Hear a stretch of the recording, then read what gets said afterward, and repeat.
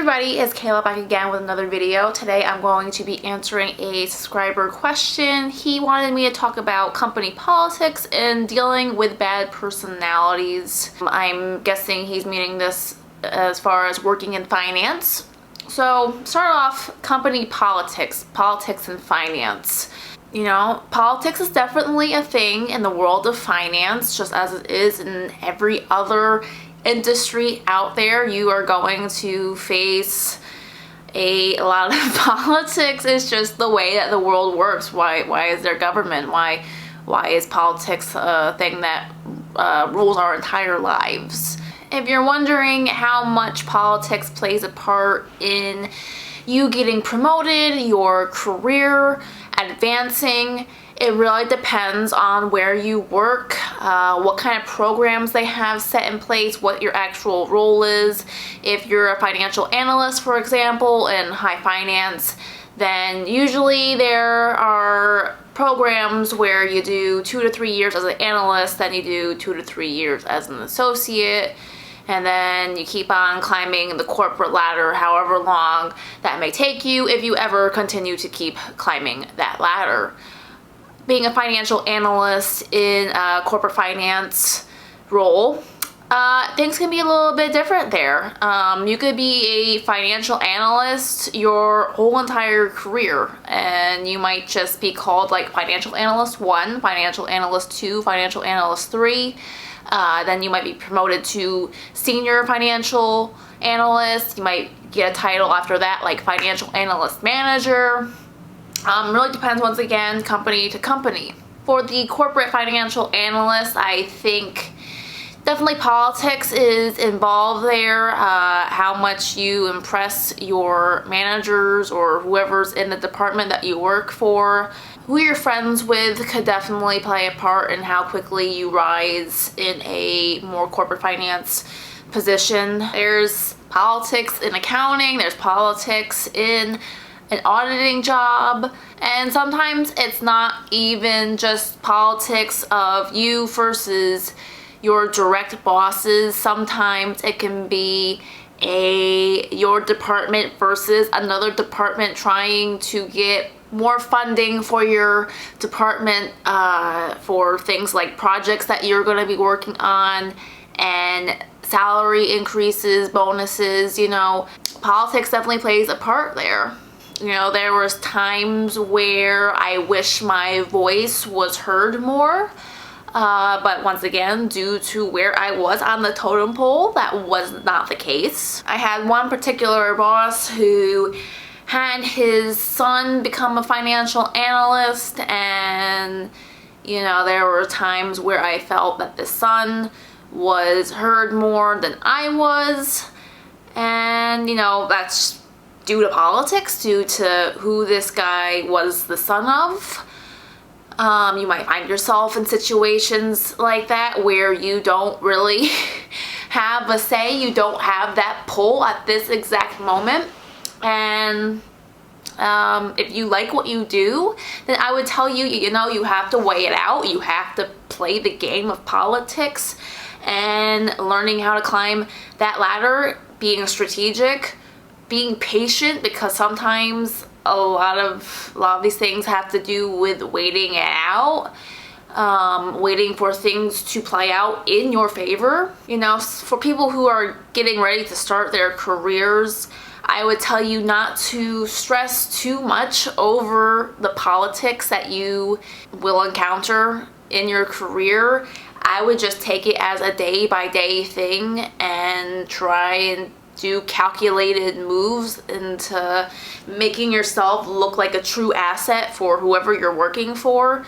Try and get yourself on impressive projects that were going to affect the bottom line of whoever you're working for. Once again, you know, just try and be as genuine as you can, but still looking out for your best interests. You know, I usually find killing people with kindness tends to be a better strategy than being a person that you can't trust or anything else. You know, you don't need to be a horrible person to climb a ladder or to get to your dream position, you can still have integrity and build an amazing career for yourself. As far as dealing with bad personalities, we deal with bad personalities every day, everywhere we go, no matter if we're getting gas at the gas station or if we're in our cubicle or at our desk. As far as bad personalities in finance, there are definitely people who have attitudes, who have bad personalities, who are not doing the right things that they should be doing. And as far as dealing with them, you have to realize you really don't have any control over these people. They're not you. You're not their parents. You're not their significant other. So you can't control these bad personalities and change who they are. It can be very challenging working with these kinds of people who have horrible attitudes, bad personalities. My best advice I could give for dealing with these people, well, there's two things. One, when you're going on interviews, whether that's for internships, first jobs, whatever, when you're going through the interview process, sometimes these people will reveal themselves in the very beginning. They will show who they truly are from day one of meeting them face to face. And you want that to happen if those people aren't truly good people. And luckily I had that happen to me a few times, and this is why I also stress to you guys to go on as many interviews as possible, meet as many people as possible, try and do more than one internship during, if you're going to college, do more than one internship. You want to give yourself as many opportunities to work with people that you actually like working with, people that you respect and want to be around. Now, I had a few situations where I went to the interviews and they almost immediately took off their nicey nice masks and revealed who they were, just being downright offensive people. Whether that was asking illegal questions in interviews, swearing at me, just the body language and wordage that they used towards me. That was all enough of a turnoff to be like, yeah, I definitely don't want to work with these people. They're not going to be my people. They're not going to be people who are going to inspire me and I'm going to enjoy working with on a close basis for many hours a week. So I'm very glad that I took and went to every interview that was presented to me, and I was able to realize that some opportunities were definitely better than others. So go on as many interviews as possible. Go and talk to as many people as possible and find a right match for you on who you want to work and be around. Another piece of advice I would have is sometimes, you don't get to interact with that rogue personality in the interviewing process, or you do and their true colors come out later. Now, for that case, it really depends on what that person is doing and to what degree it is. There are definitely finance professionals, especially in high finance, where they are yellers, they are screamers. If something is not done right, their anger comes out. Luckily, I didn't see that too often, and definitely not directed towards me. But I have had stories told to me by friends where if it wasn't them, it was a coworker getting screamed at, just very unpleasant. Their bosses trying to take revenge on them for making a mistake. There's plenty of bullies, whether that's your peer who is on the same level as you or somebody who is above you. And I really don't agree with bullying at all. It really isn't very good at developing your employees.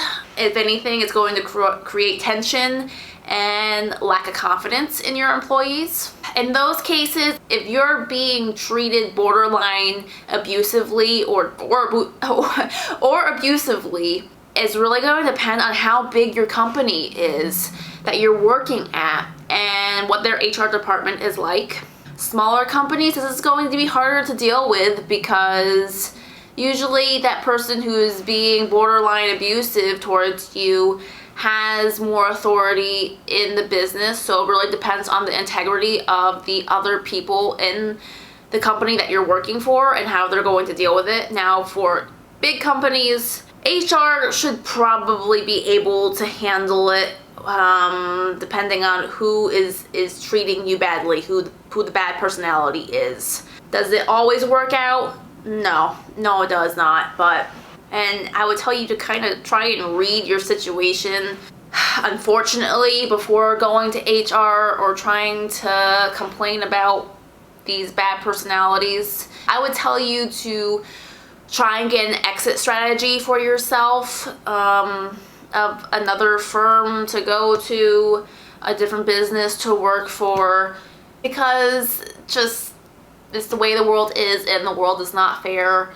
You might complain about an injustice that was done to you, and it doesn't always work out in your favor. Try and wait it out if you can, try and get interviews at other places, but I know especially in high finance, and if you start an analyst program, and if you leave before a certain amount of time, it looks bad, and it looks bad on you usually. And a lot of times when you're going on interviews with other companies, other businesses, and they'll ask you, what happened? Why were you at XYZ company for 6 months, a year and a half? And they definitely don't want to hear that my boss was screaming at me. My boss was a bully. Most of the people interviewing you afterwards at other companies are really not going to care. They're just not. They're just going to see, and this is going to sound really harsh, but they're going to see you failing out of that program, out of that job, like under a 2-year mark. Now, there may be cases where your next potential boss or an HR person will appreciate you being honest or empathize with you, and things might work out, but I would say like 75% of the time, like, they don't care. they just care about finding the best person for that position of whoever makes the most sense and looks the best to fill that role.